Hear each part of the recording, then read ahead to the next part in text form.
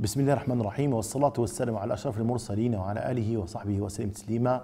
Chères sœurs, chers frères, salam alaikum wa rahmatullahi ta'ala wa barakatuh. Pour cette 61e soirée de Layl Wisal, ces soirées conviviales autour du dhikr et du partage, je voudrais évoquer ce soir le rôle de l'éducation soufie dans l'efficacité, la performance et l'éthique dans le monde professionnel. De nos jours, de nombreux problèmes qui sévissent dans le monde professionnel sont liés à la dégradation des valeurs morales. Beaucoup d'organisations se sont effondrées à cause de problèmes d'ordre éthique graves comme la fraude et la corruption. Il existe également d'autres problèmes contemporains liés à l'épuisement, à la souffrance au travail, comme le burn-out, le stress, le harcèlement et d'autres problèmes. En islam, Dieu appelle les hommes à œuvrer et à rechercher sa grâce. Le croyant vit avec une conscience intime de Dieu et l'islam ne sépare aucune activité humaine de la religion. L'éthique en islam n'est pas seulement la morale religieuse dans certains actes, mais couvre toutes les facettes de la vie, que ce soit sous une forme physique, intellectuelle, émotionnelle, individuelle et collective. Dieu dit dans le Saint-Coran et dit « œuvrez car Dieu va voir votre œuvre, de même que son messager et les croyants, et vous serez ramenés vers celui qui connaît bien l'invisible et le visible. Alors, il vous informera de ce que vous faisiez. وقل اعملوا فسيرى الله عملكم ورسوله والمؤمنون وستردون إلى عالم الغيب والشهادة فينبئكم بما كنتم تعملون. Dans un autre verset, Dieu dit, puis quand la salat, la prière est achevée, dispersez-vous sur la terre et recherchez quelques effets de la grâce de Dieu. فإذا قضيت الصلاة فانتشروا في الأرض وابتغوا من فضل الله واذكروا الله كثيرا لعلكم تفلحون. Notre prophète, paix et salut sur lui, a mis l'accent sur le fait que le travail est une adoration. Il offre aux croyants d'innombrables mérites dans ce monde et dans l'autre. L'islam nous demande de gagner notre vie licitement et condamne l'oisiveté. Dans un hadith, il rapporte que Allah aime le croyant qui a un métier. Allah aime le croyant qui a un métier. L'islam a toujours souligné la dimension sociale du travail. Un autre hadith nous rapporte que le meilleur des hommes est le plus utile aux autres. Les hommes doivent donc être au service les uns des autres, car c'est par le don et le partage qu'ils s'accomplissent et se rapprochent de Dieu. Il faut bien sûr gagner sa vie licitement, sans fraude, ni préjudice, ni sur soi-même, ni sur autrui. Le prophète, paix et salut sur lui, nous met en garde contre les dangers de l'illicite et nous dit « Allah est bon et n'accepte que ce qui est bon, licite ». Il ne suffit donc pas de demander à Dieu de la subsistance, mais aussi de faire l'effort avec persévérance et éthique. La tradition nous rapporte que le prophète, paix et salut sur lui, a dit dans un hadith authentique « Les pieds d'un serviteur ne bougeront pas le jour de la résurrection tant qu'il n'aura pas été interrogé sur 4 choses. Sur sa vie, dans quoi l'a-t-il passé? Sur sa science, qu'a-t-il fait avec? Sur son argent, d'où l'a-t-il gagné et comment l'a-t-il dépensé?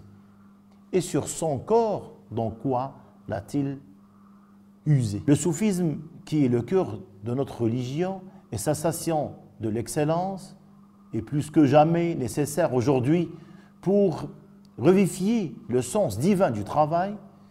La spiritualité soufie permet de libérer le potentiel du capital humain dans le monde professionnel qui pourrait se concrétiser sur 3 plans.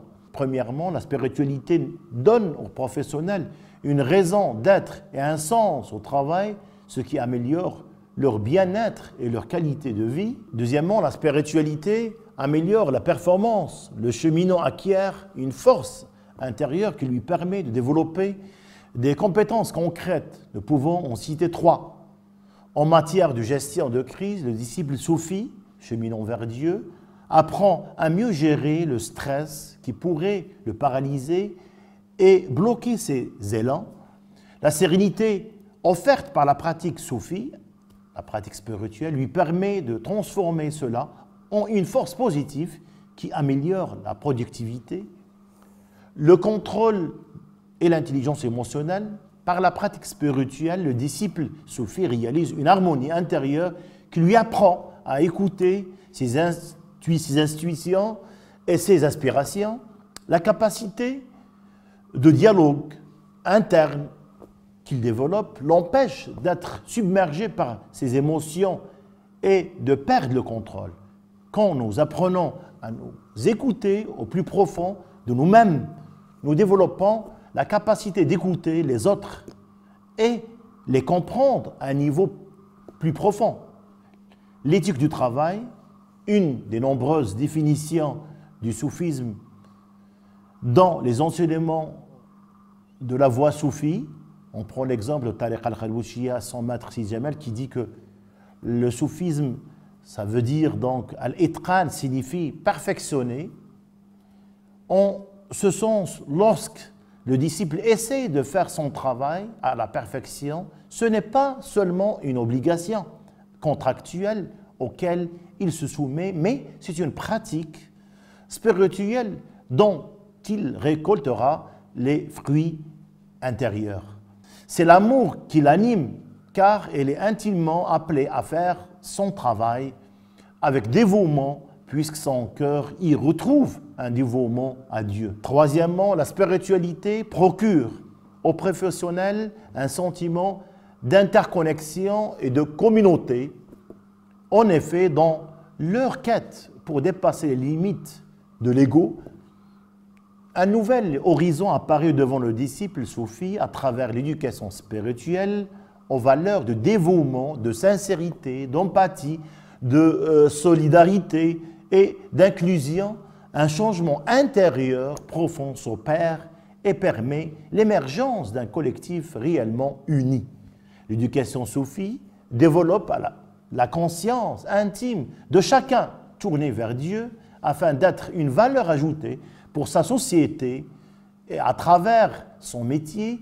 À ce propos, notre bien-aimé prophète, paix salut sur lui, a dit « Dieu aime que l'un de vous qui fait un travail, qu'il le perfectionne. » Il a dit aussi « Dieu a prescrit l'excellence en toutes choses. » Les disciples soufis qui cherchent la réalisation spirituelle et la station de l'excellence ne sont pas assis à ne rien faire, ni en dehors du temps. Ils sont au labeur.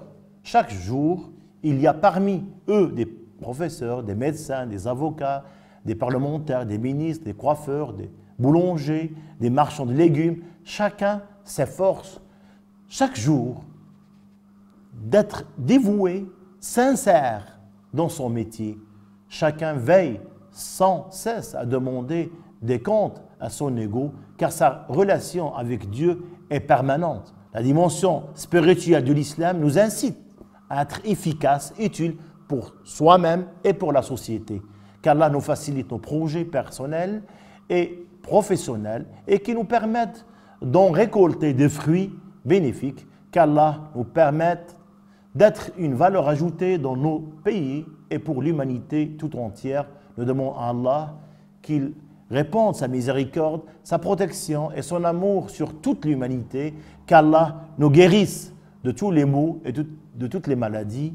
Nous prions pour Sa Majesté le roi Mohammed VI, que Dieu l'assiste dans sa noble mission au service du royaume du Maroc, des Marocains et des causes nobles pour l'humanité. Que Dieu vous assiste dans l'accomplissement de vos projets et vous accorde une bonne santé. Que Dieu vous bénisse. Je vous remercie. Wassalamu alaikum wa rahmatullahi ta'ala wa barakatuh.